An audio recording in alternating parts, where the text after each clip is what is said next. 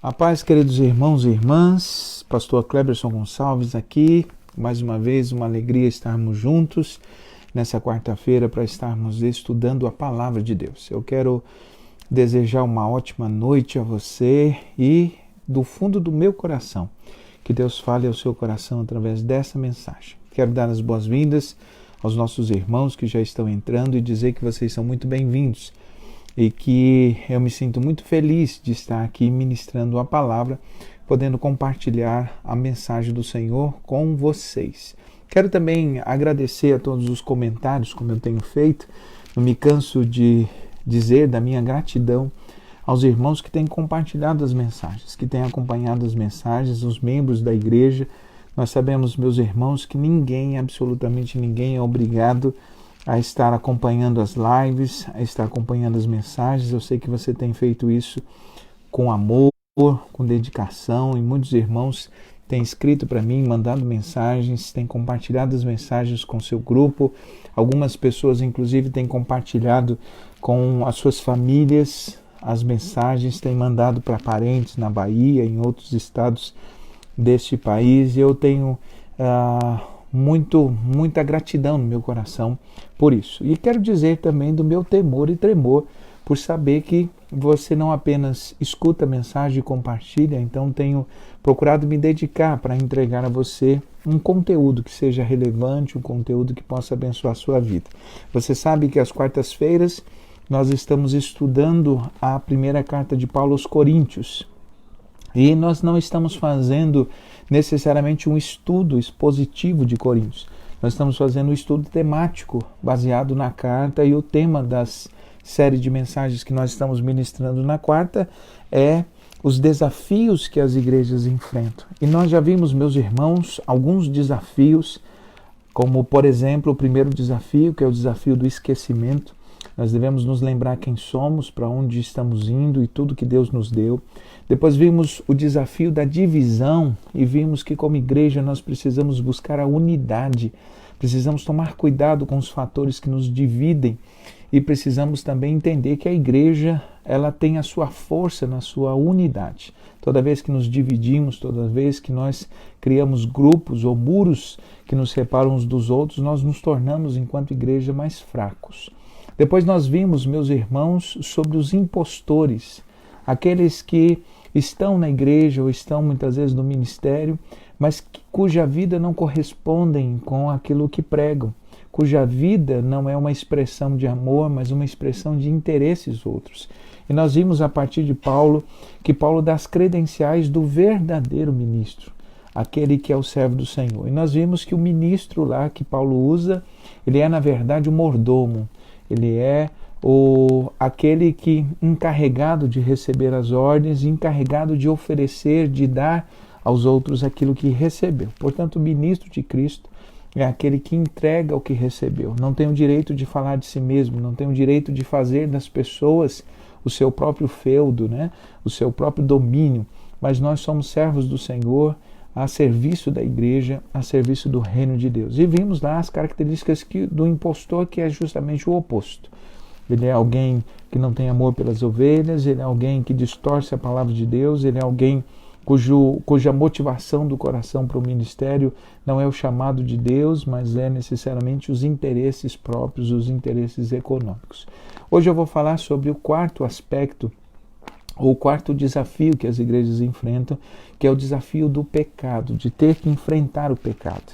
E o texto que nós vamos ler e as recomendações de Paulo aqui são bastante sérias e bastante importantes, porque afinal de contas, apesar de muitas igrejas e muitas pessoas lidarem com o pecado de maneira muito leviana, de maneira muito simplória e às vezes de maneira muito banal, o pecado é sempre um assunto muito sério, é sempre um assunto muito grave.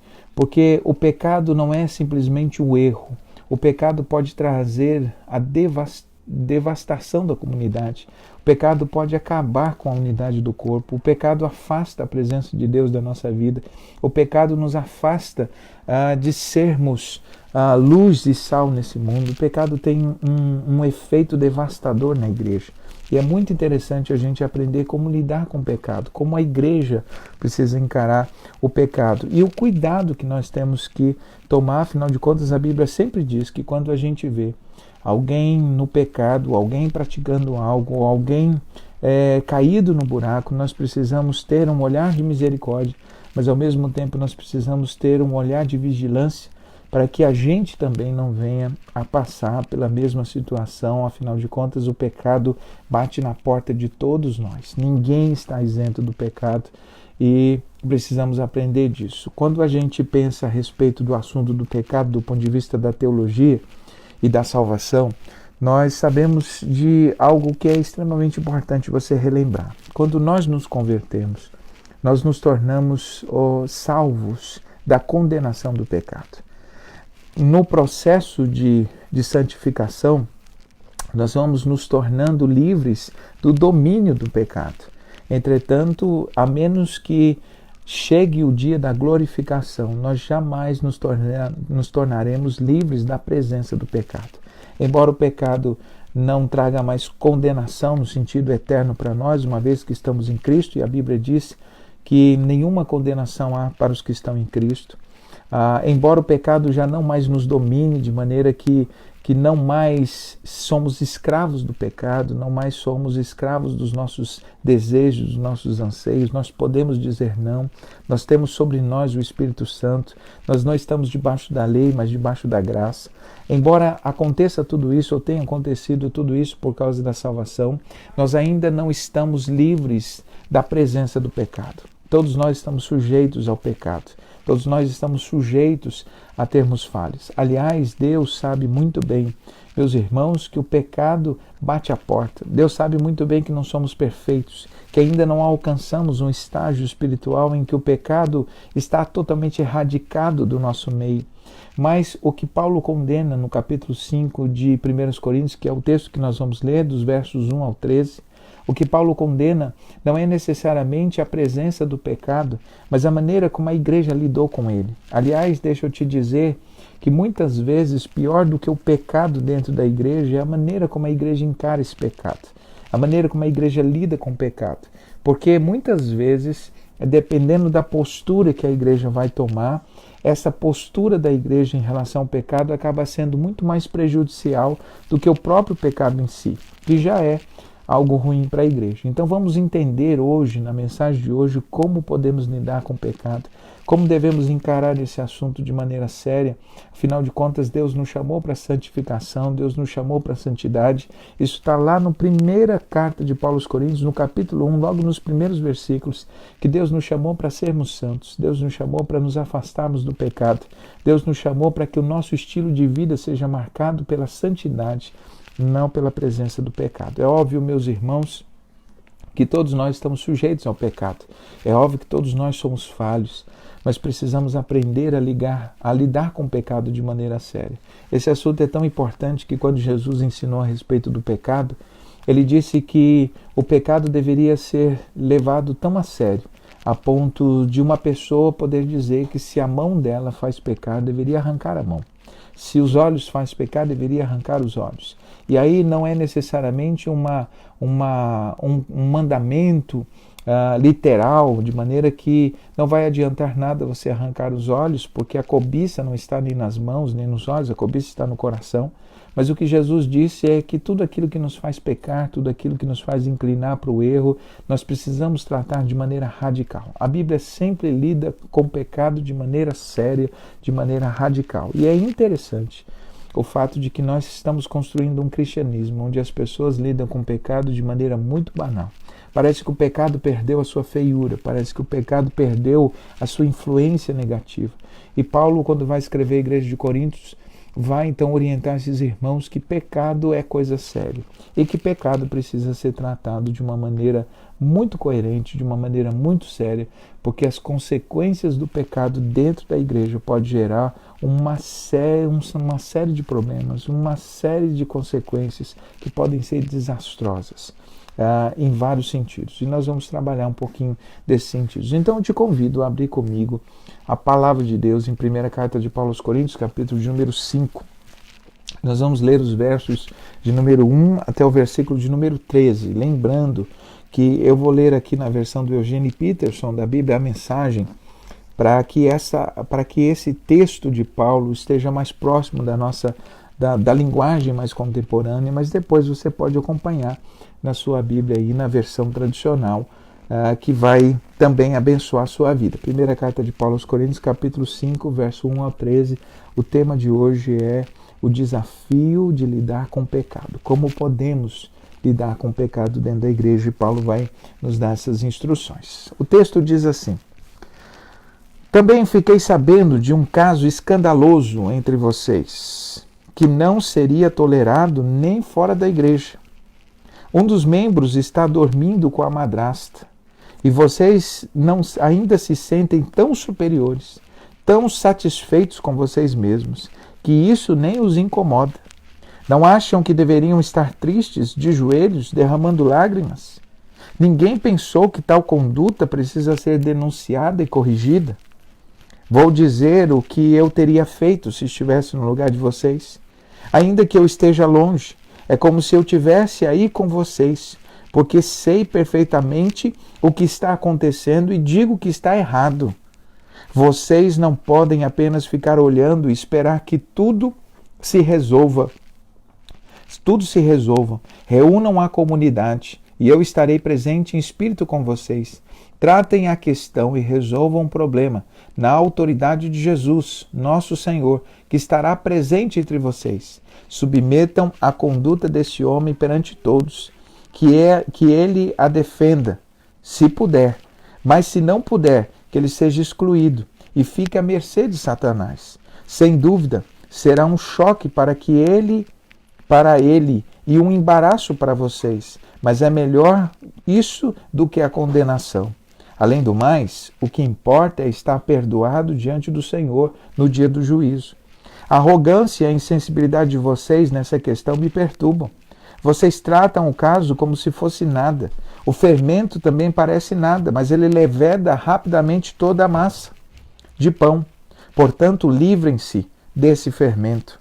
Nossa identidade é pura e simples. Não pode conter ingredientes estranhos. O Messias, o nosso Cordeiro Pascual, já foi sacrificado na refeição da Páscoa. E nós somos o pão sem fermento, que faz parte da festa. Portanto, participemos dessa festa não com pão inchado com fermento do mal e do pecado, mas com pão sem fermento, sincero e genuíno. Escrevi na minha carta anterior que vocês não devem se sentir à vontade com quem vive na promiscuidade.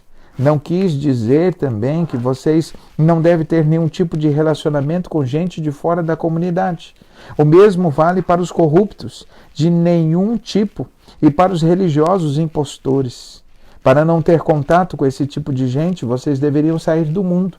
Mas eu estou dizendo que, quando um amigo que alega ser cristão se comporta de modo promíscuo ou corrupto, cheio de revolta contra Deus e contra os amigos, se embebeda ou se torna explorador, vocês não devem agir como se tudo estivesse normal. Não podem simplesmente conviver com isso, como se fosse um comportamento aceitável. Eu não sou responsável por aquilo que os de fora fazem, mas será que não temos nenhuma responsabilidade pelos que são da comunidade cristã? Deus tratará dos que estão de fora, mas não podemos nos omitir quando nossos irmãos e irmãs saem do trilho ou saem dos trilhos. Se necessário, temos que limpar a casa. Meus irmãos, essa mensagem é uma mensagem bastante séria para cada um de nós. Paulo diz que nós devemos lidar com o pecado de maneira séria. E Paulo diz, meus irmãos, eu fiquei sabendo de um pecado muito grave que está acontecendo no meio da igreja, e o que mais me impressiona não é o pecado em si, mas a maneira como vocês estão lidando com ele, como se não fosse nada, vocês estão negligenciando, vocês estão lidando com isso como se fosse uma coisa qualquer, sem perceber o dano, o estrago que vocês estão provocando. Então eu quero, meus irmãos, colocar aqui pelo menos 3 coisas que a igreja precisa fazer diante da orientação de Paulo, que para mim, na minha ótica, ficam claras aqui sobre 3 posturas que a igreja tem que tomar. Primeira postura, se você estiver anotando aí, a igreja precisa identificar e tratar o pecado. Essa é algo extremamente importante, meus irmãos. A igreja precisa identificar e tratar o pecado. Interessante que o problema, a censura aqui de Paulo, não é necessariamente a existência do pecado, mas o fato de que a igreja não tratou o pecado. O fato da igreja fazer vista grossa ao pecado. E ao contrário do que muita gente pensa, a negligência para com o pecado, a impunidade, não é uma expressão de misericórdia, mas é uma expressão de falta de cuidado. Quando a gente não trata o pecado, a gente não está expressando misericórdia para com o pecador, pelo contrário, a gente está expressando uma falta de cuidado, não só para com aquele pecador, mas também para com a igreja da qual ele faz parte. Nós precisamos, não podemos fazer vista grossa com o pecado, não podemos simplesmente fingir que o pecado não existe quando tomamos consciência dele. Veja, por exemplo, que o próprio Jesus nos ensinou a lidar com o pecado de uma maneira séria. Veja que em Mateus capítulo 18 ele diz o seguinte: quando você ver um irmão cometendo um pecado ou um irmão no erro, você deve ir até ele. E você deve confrontá-lo, você deve orientá-lo a respeito do que fazer. Se ele não te ouvir, leva mais pessoas e ajuda ele a perceber o erro. E se ele não ouvir, leva a igreja. Perceba que o próprio Jesus nos orientou que de maneira alguma nós podemos ou devemos ser negligentes com o pecado.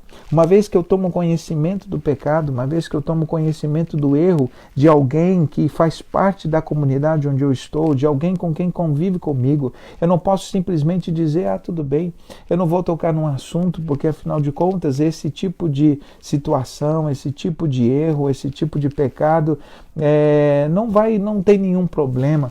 Eu vou ser misericordioso com esse irmão, apesar de ver o irmão fazendo tal coisa que é grave, que é ruim, e aí eu vou continuar, eu vou manter essa postura. Deixa eu te dizer que nós não devemos ser negligentes com o pecado. É óbvio, meus irmãos, que uma coisa é uma falha, outra coisa é um estilo de vida pecaminoso. É óbvio que muitas vezes a gente vai ver um irmão cometendo um pecado, um irmão cometendo um erro, mas muitas vezes esse irmão vai se arrepender, esse irmão vai se corrigir do seu erro. Mas o que Paulo está dizendo aqui é daquele erro persistente. É daquela conduta que se mantém. Você sabe que aquele pecado é um pecado que a pessoa não deixou, é um pecado que a pessoa não abriu mão. Então nós não podemos ser negligentes. E há pelo menos 4 razões pelas quais nós devemos identificar e tratar o pecado. Não é só o fato de eu saber que eu preciso tratar o pecado, mas pelo menos eu preciso saber que quando eu trato o pecado, ele tem pelo menos 4 razões para que eu faça isso. A primeira razão é para o bem do pecador. Eu preciso confrontar o pecado para o bem do pecador.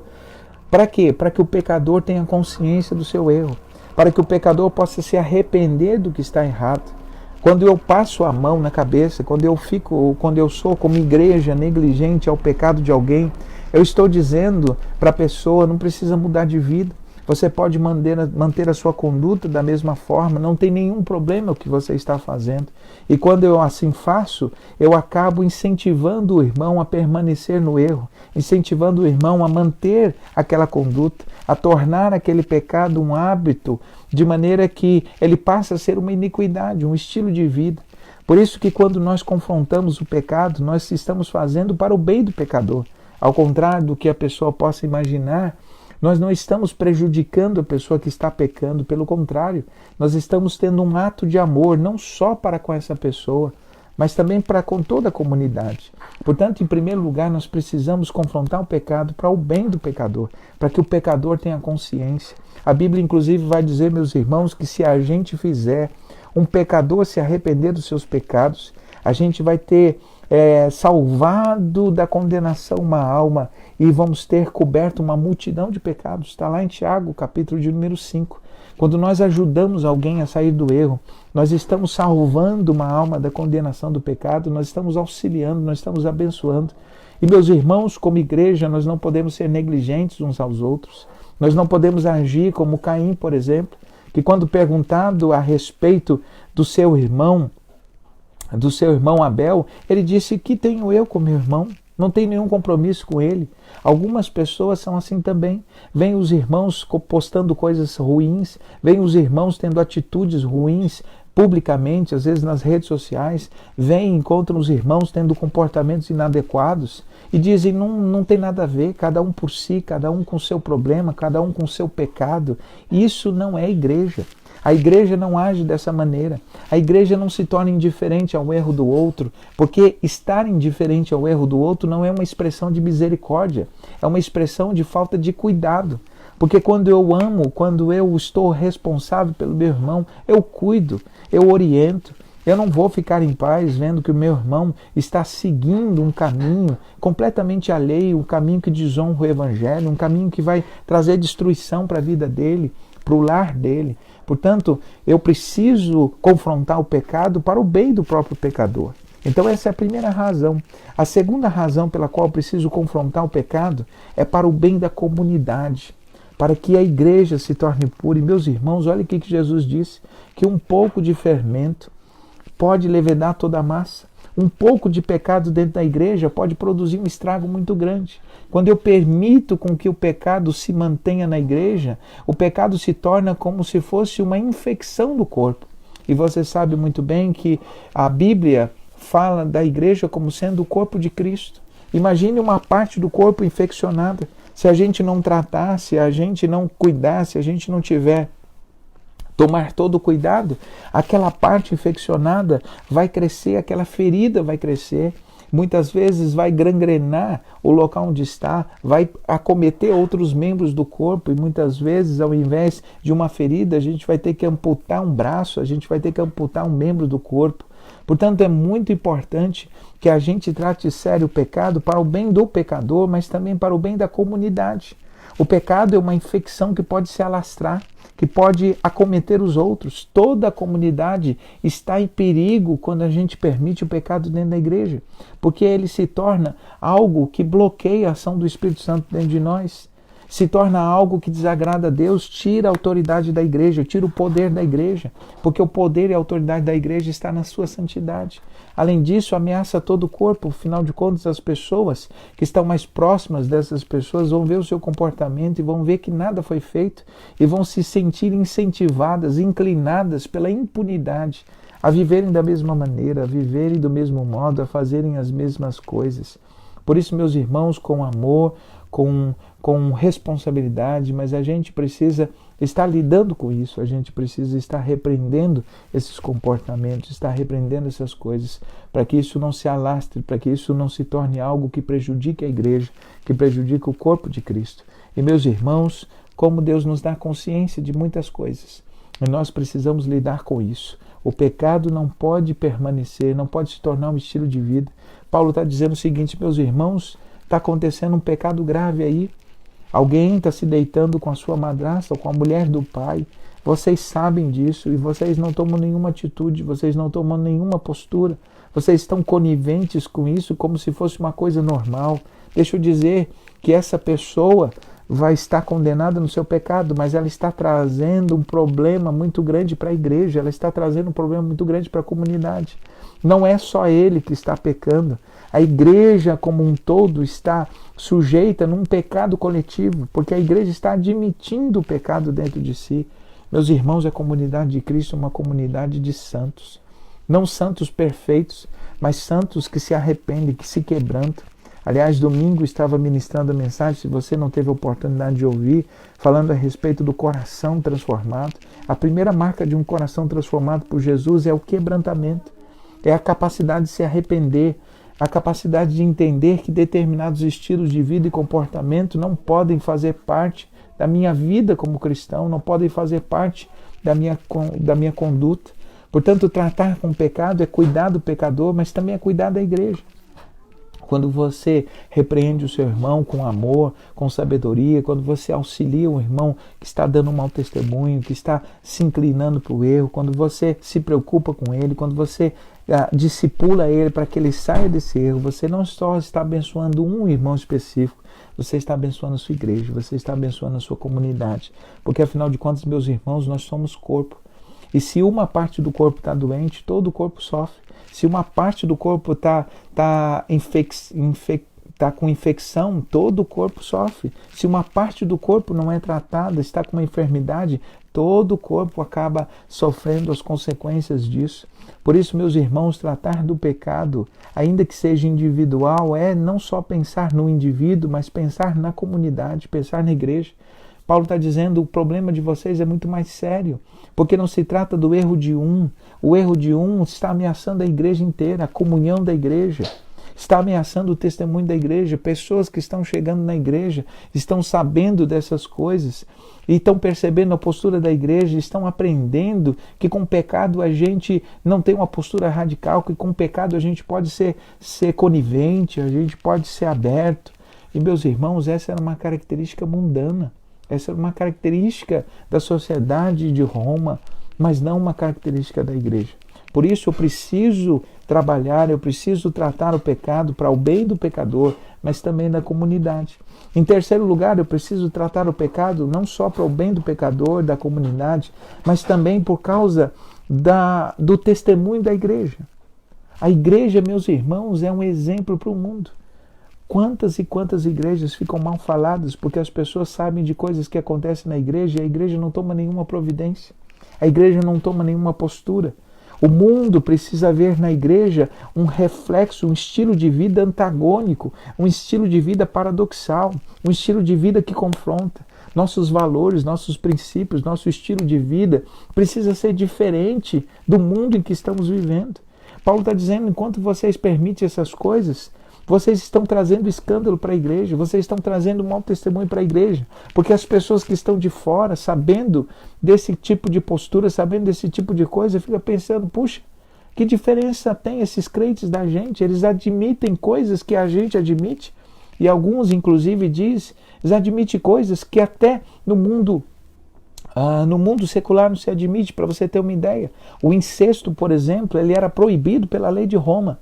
Ou seja, nem diante da lei do mundo, nem diante da lei secular, aquilo que estava acontecendo na igreja seria aceito, seria concedido. Até o mundo romano rejeita esse tipo de postura. Quanto mais a igreja de Jesus, quanto mais aqueles que foram chamados para ser santos, aqueles que foram chamados para ser sal e luz desse mundo.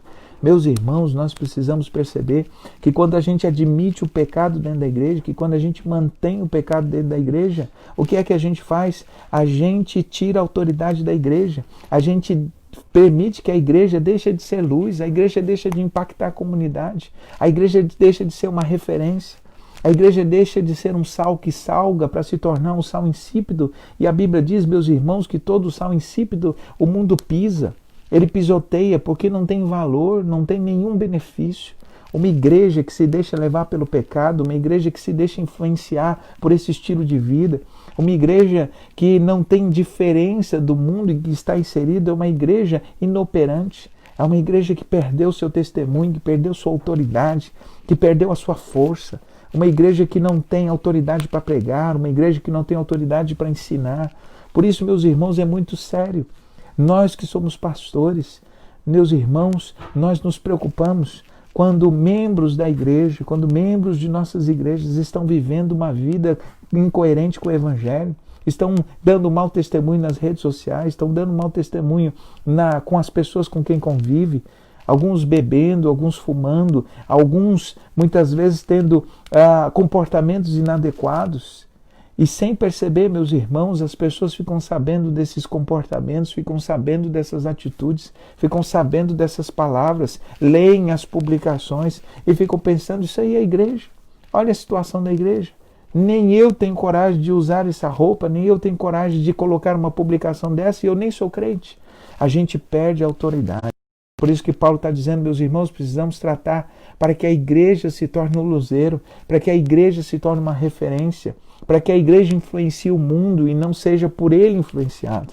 Portanto, precisamos tratar o pecado para que a igreja continue sendo exemplo, para que a igreja continue sendo referência de moralidade, de santidade, de pureza, referência de valores e referência de princípios para esse mundo.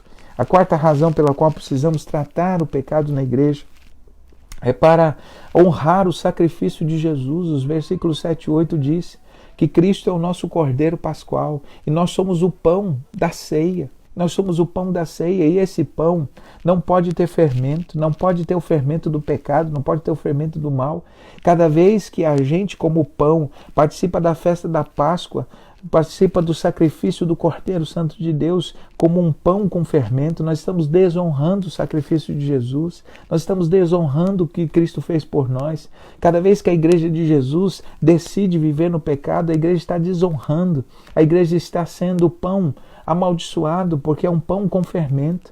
Veja, por exemplo, que na época judaica, quando eles iam celebrar a Páscoa, o pão, aquele que a família que colocasse fermento no pão, estava amaldiçoando, estava enrascada, estava em séria situação diante de Deus, porque Deus não tolerava as pessoas participarem da ceia da Páscoa com um pão com fermento. Por quê? Porque estavam quebrando uma lei, estavam sendo desobedientes, estavam desonrando a festa do Senhor.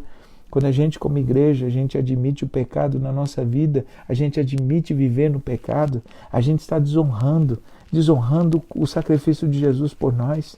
A gente está desonrando o Cordeiro Santo de Deus que verteu o seu sangue por nós. A gente está sendo pão com fermento, desonrando a festa do Senhor, sendo um mau testemunho para esse mundo, trazendo sobre nós a maldição, trazendo sobre nós a condenação, a imposição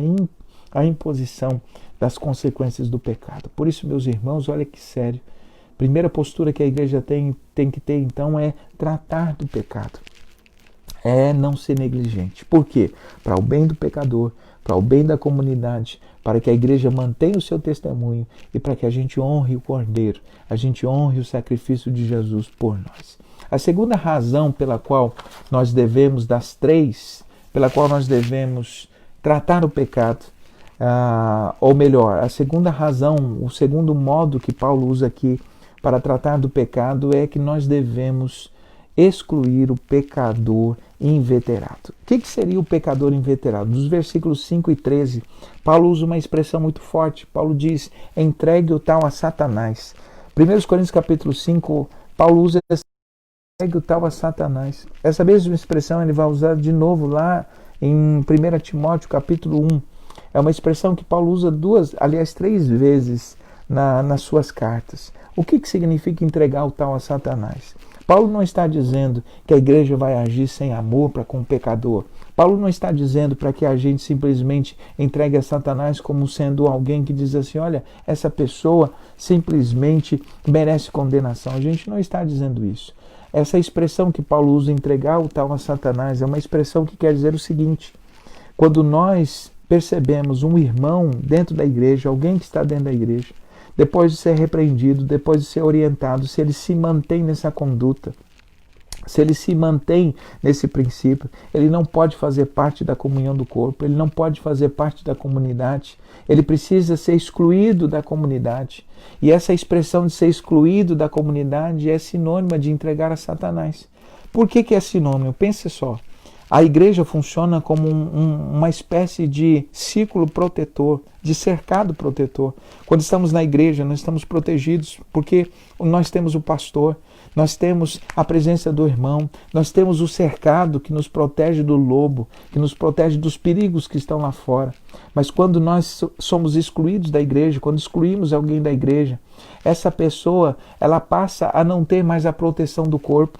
Ela passa a não ter mais o cuidado do pastor, ela passa a estar à mercê do lobo, à mercê das influências ruins deste mundo. Veja, por exemplo, que quando uma pessoa está na igreja e ela tem uma conduta inadequada, sempre tem alguém para puxar a orelha, para dizer, irmão, você tem que deixar isso, irmão tem que parar de mentir, irmão tem que parar de fumar, irmão tem que parar de colocar essas coisas, o irmão tem que começar a trabalhar, o irmão tem que tomar cuidado com a santidade, toma cuidado com as suas palavras, o irmão tem que dar um bom testemunho. Existe uma cerca de proteção na igreja, existe um cuidado, existe a orientação dos irmãos, está ouvindo a palavra, está ali sendo orientado, mas quando a gente sai do aprisco, quando a gente sai da igreja, meus irmãos, no mundão, a gente tem um incentivo para o pecado. Se a gente bebe, o mundo vai nos incentivar a nos tornarmos um bêbado. Se a gente está fora da comunidade, se a gente tem um problema na área sexual, o mundo vai potencializar isso. e o diabo então vai potencializar a condenação do erro, a condenação do pecado. Então o que Paulo está dizendo é o seguinte: meus irmãos, não dá para manter alguém que conscientemente peca, que depois de repreendido, que depois de orientado, decide estar no pecado. Se ele decide continuar na conduta mundana, se ele decide fazer do pecado um estilo de vida, a igreja não é o lugar dele. Isso não quer dizer que essa pessoa não possa visitar a igreja. Isso não quer dizer que essa pessoa não seja bem-vinda na comunidade, uma vez que ela queira visitar. Isso quer dizer que essa pessoa não pode fazer parte do corpo, ela não pode ministrar, ela não pode tocar, ela não pode cantar, ela não pode estar ministrando aos outros, porque estando fazendo isso, ela se torna uma referência negativa. Ela traz a sua influência pecaminosa para a igreja, ela impede o fluir do Espírito Santo dentro do ministério. Por isso que quando a gente percebe pessoas que estão no erro, nós as disciplinamos como uma expressão de amor. E olha que Paulo diz: entregue o tal a Satanás para que ele se arrependa, para que o corpo do pecado seja destruído e ele seja salvo. A ideia não é excluir e abandonar a pessoa, não é excluir para que a pessoa seja condenada ao inferno, mas para que a pessoa tome a consciência de que aquela postura é incompatível com o Evangelho. Toma consciência de que ele está perdido, que ele precisa da graça, ele precisa da restauração do Senhor. E às vezes dentro da igreja ele não percebe isso. Por isso a igreja precisa excluir todo aquele que torna o pecado como estilo de vida. Se a igreja tem alguém que fez do pecado um estilo de vida, que não se arrepende, que uma vez orientado, que uma vez instruído a respeito do que deve fazer, se essa pessoa decide viver no mundo, se essa pessoa decide ficar no pecado, se ela decide continuar no pecado, o lugar dela não é na igreja, o lugar dela é no mundo. O que Paulo diz é isso. Meus irmãos, o lugar de uma pessoa que não se arrepende, o lugar de uma pessoa que não quer consertar o erro, o lugar de uma pessoa que fez do pecado o estilo da vida, não é no seio da igreja, não é no ministério, não é dentro da igreja. O lugar dessa pessoa é no mundo, porque é lá que esse estilo de vida é aceito, é lá que esse estilo de vida vai ser incentivado. Veja, meus irmãos, que quando João escreve o Apocalipse, nos capítulos finais, ele diz algo muito sério.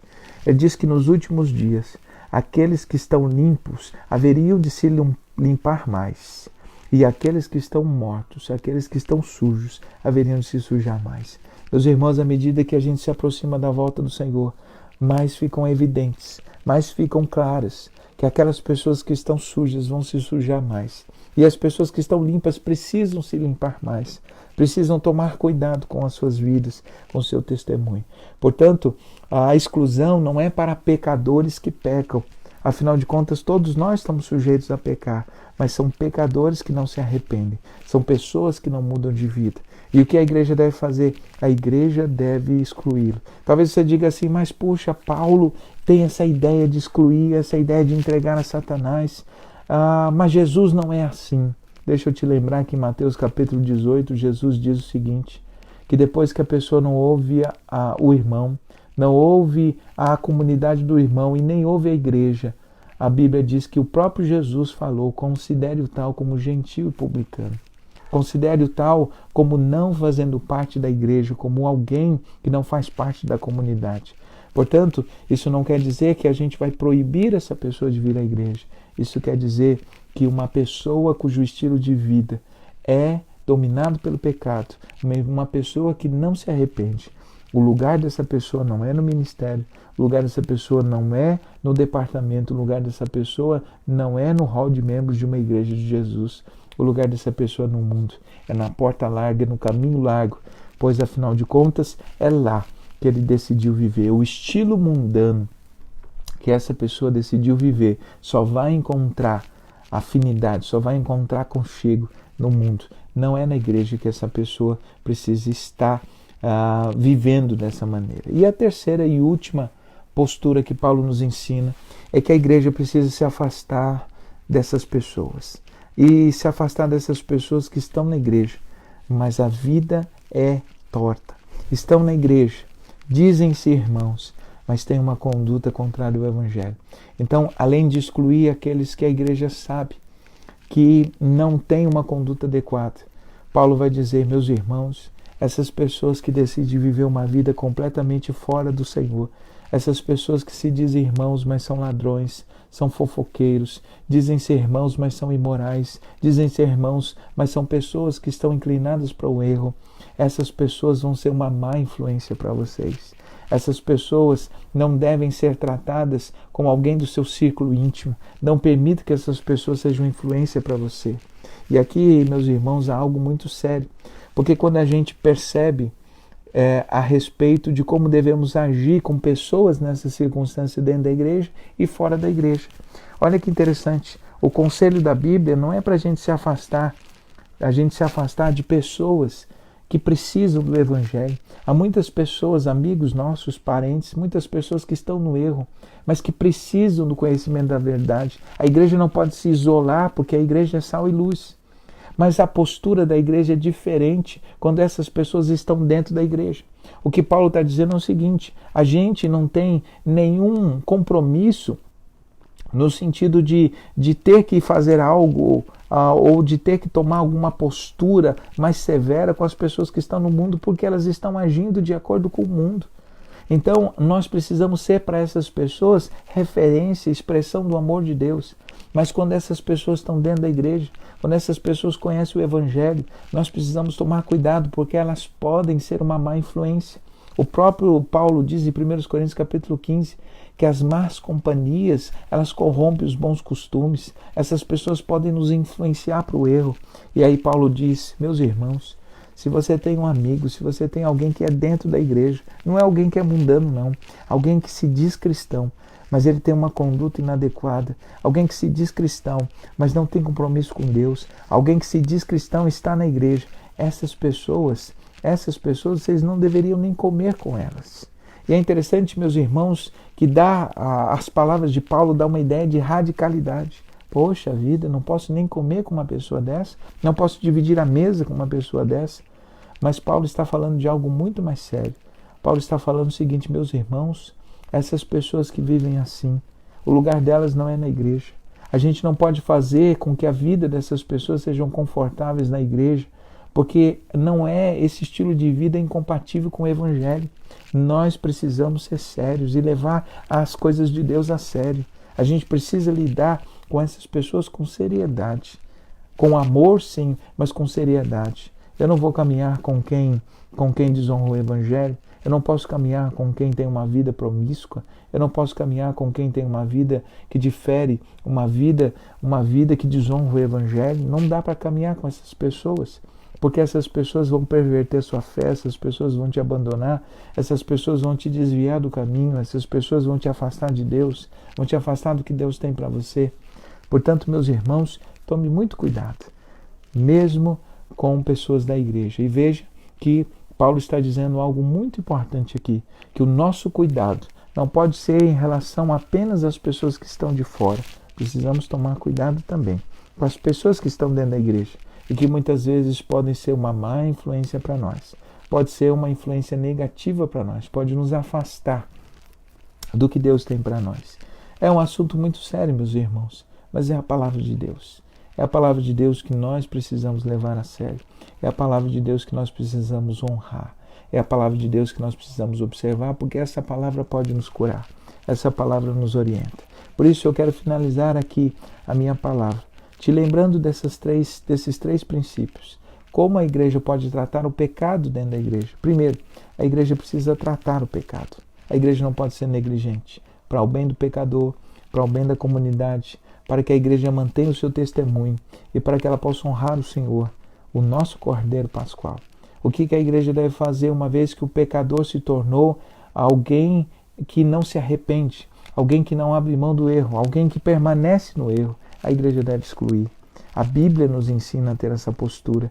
Excluir não significa que a igreja vai fechar as portas e impedir essa pessoa de vir, mas essa pessoa não vai ministrar, essa pessoa não vai estar no hall, no seio do hall de membros da igreja, essa pessoa não vai representar a igreja, porque fazendo isso, ela trará mais mal do que bem. E por fim, pessoas que vivem dessa maneira, você deve se afastar. Não devem ser essas pessoas não podem influenciar você. Coma com pessoas que amem a Deus, tenha amizades com pessoas que têm compromisso com Deus, porque isso vai te fazer crescer. E aí, Paulo nos fala algo importante. Nós precisamos aprender a julgar os irmãos dentro da igreja. E essa expressão é uma expressão muito interessante, porque algumas pessoas vão ver Paulo usando, não na versão que nós lemos, mas na versão tradicional do Almeida. Paulo diz que nós devemos julgar entre os irmãos, ou julgar os irmãos dentro da comunidade. E aí, então, essa palavra pode trazer uma espécie de paradoxo ou de contradição com aquilo que Jesus ensinou em Mateus capítulo 7. Algumas pessoas podem dizer, mas a Bíblia diz para a gente não julgar uns aos outros. Há uma diferença muito grande entre o julgamento de Mateus capítulo 7 e o julgamento que Paulo fala aqui. Porque o julgamento de Mateus capítulo 7 é um julgamento arbitrário. O que é um julgamento arbitrário? É aquele que eu condeno no outro o que eu aceito em mim. Lá Jesus diz, você não pode condenar um cisco no olho do outro tendo uma trave no seu. Então ali se trata de um julgamento, não de um julgamento puro, de um julgamento correto, mas de um julgamento parcial, de um julgamento em que eu condeno o outro aquilo que eu admito em mim mesmo, em que eu coloco uma imposição sobre o outro que eu mesmo não sigo. Esse tipo de julgamento não deve acontecer.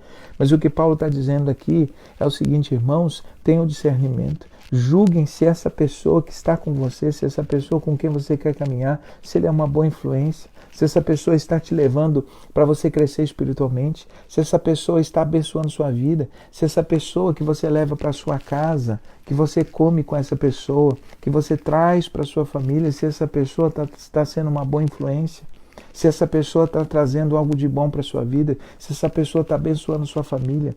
Toma cuidado, meus irmãos, porque muitas pessoas se dizem cristãs, mas não têm nenhum compromisso com Deus. Muitas pessoas se dizem cristãs, mas continuam sendo ladronas.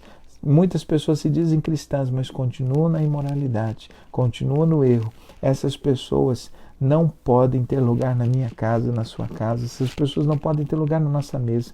Deus nos chamou para ter uma vida coerente com o que pregamos. Deus nos chamou para ter uma vida séria. E, meus irmãos, que sério é essa palavra.